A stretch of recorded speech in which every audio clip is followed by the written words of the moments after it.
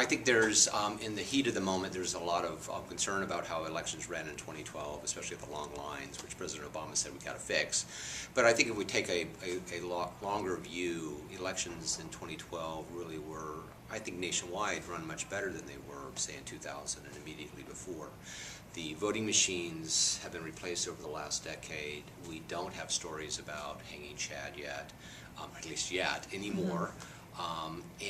Or other sorts of voter confusions. And then the other problems that were, I think less sexy, but maybe even bigger, have also been addressed. Things like voter registration lists and greater attention to how polling places are being operated. The registration lists have now become centralized, more computerized. There's greater attention to those lists.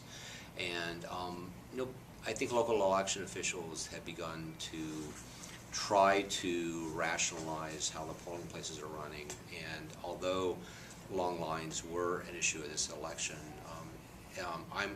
as the early data are coming in, I'm actually impressed with the number of states in which the lines were actually shorter this time around. Excellent. So basically we could give the nation a pat on the back for now, but you've got some things we might be thinking about for the future. What should state legislators particularly be thinking about when it comes to policy decisions or technology decisions for the future? I think part of it actually does arise out of the improvements over the last decade, because many of these improvements came out of the Help America Vote Act and independent state initiatives to make elections better. And so, for instance, for the voting machines, HAVA appropriated $2 billion roughly to improve voting machines and do other improvements.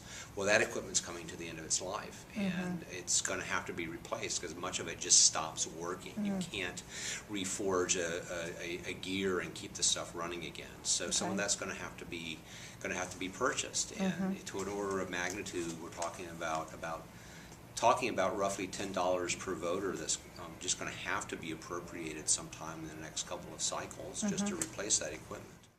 And there are some other things that I think that are a bit more kind of, I don't want to say quite out there, but haven't been done, but I think that states might want to think about doing. For instance, I think it would be a really great idea for more states to enter into partnerships with their state land grant colleges. It's the mission of the land grant colleges to apply technology and engineering to state problems, and so those universities have an experience doing it. I have this kind of fantasy about an election extension service.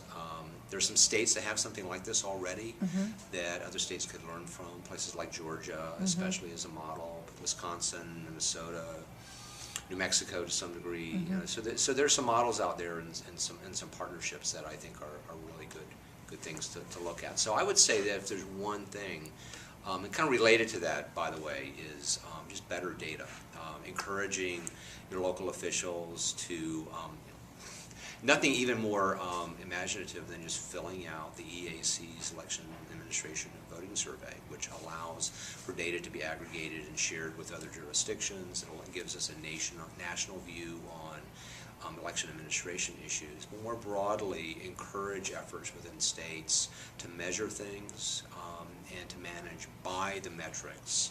There's been a lot over the last few years, a lot of changes that are based on what I call kind of the religion of elections, and I think if we can get back to being really geeky about improving elections and try to find metrics of where things are problematic and going after those problems, just like we did after the 2000 election, where the voting machines, there were measurable problems, we made measurable gains. I think there's some measurable problems out there like the lines where we could make